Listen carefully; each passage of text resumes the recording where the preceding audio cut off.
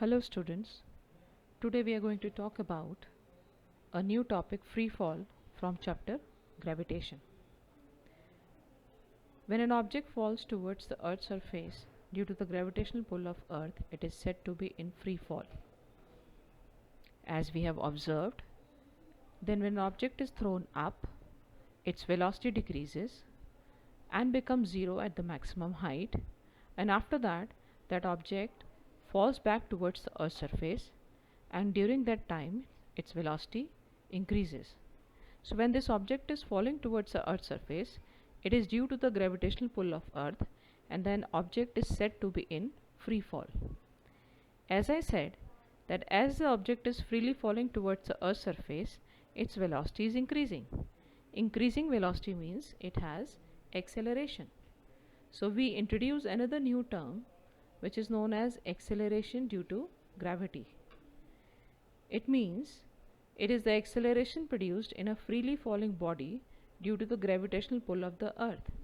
While the object is freely falling towards the earth's surface, its velocity keeps on increasing. That acceleration is known as acceleration due to gravity. It is denoted by g. Please do not confuse it with universal gravitational constant, capital G.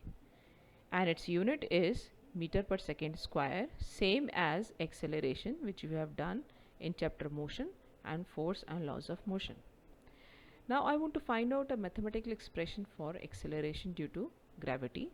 For this, consider an object of mass m freely falling towards Earth's surface from a height d. Now we know that if the object is freely falling, it is because of the gravitational force F. So the gravitational force F between the earth and object is given by Newton's universal law of gravitation. So F is equal to gmm upon d square. Let us mark it as equation 1. As you can see, g is the universal gravitational constant and capital M is the mass of earth. Also, from Newton's second law of motion, force is equal to mass n into acceleration. Now here we are talking about the gravitational force. So this acceleration can be replaced by acceleration due to gravity, that is g. So our expression becomes F is equal to mg. Let us mark this as equation 2. Now when you combine equation 1 and 2, we get mg is equal to gmm upon d square. As you can see, we can cancel m from both sides. So the final expression I get is g is equal to gm upon d square. Now if that same object is kept on the surface of earth, then this distance d can be replaced by radius of earth, and then our expression will become g is equal to gm upon r square. It is clear from this expression that g and the radius of earth are inversely proportional to each other. So what are the repercussions of this? Due to this, we will study the variation of value of g.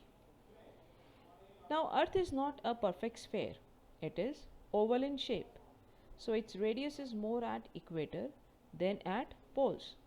Again, as g is inversely proportional to r square, the value of g will be more at poles and less at equator because they are inversely proportional.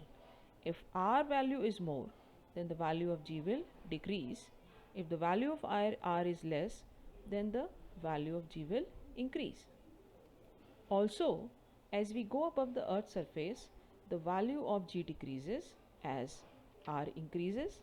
As the depth in the earth increases, the value of g decreases and becomes 0 at the center of the earth. Similarly, we can also calculate the value of acceleration due to gravity by using the same formula. Here again, g is the universal constant whose value is 6.67 into 10 raised to power minus 11 Newton meter square per kg square.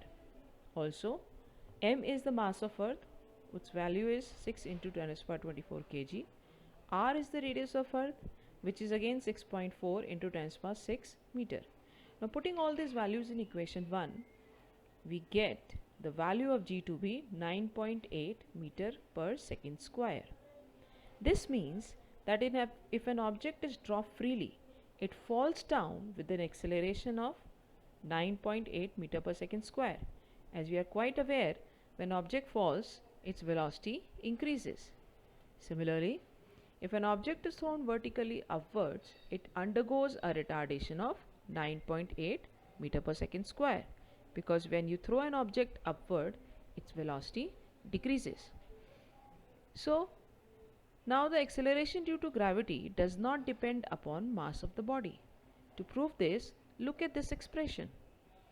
Small g represents acceleration due to gravity, capital G represents the universal gravitation constant, m represents the mass of Earth, and r represents the radius of Earth.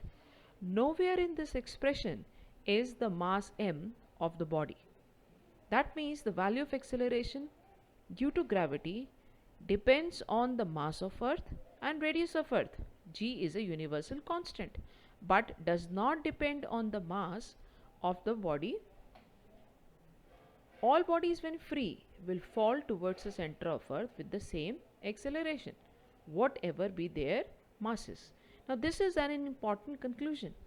It means big body or small body, heavy body or light body, all will strike the ground at the same time, because the value of g does not depend on the mass of the falling object.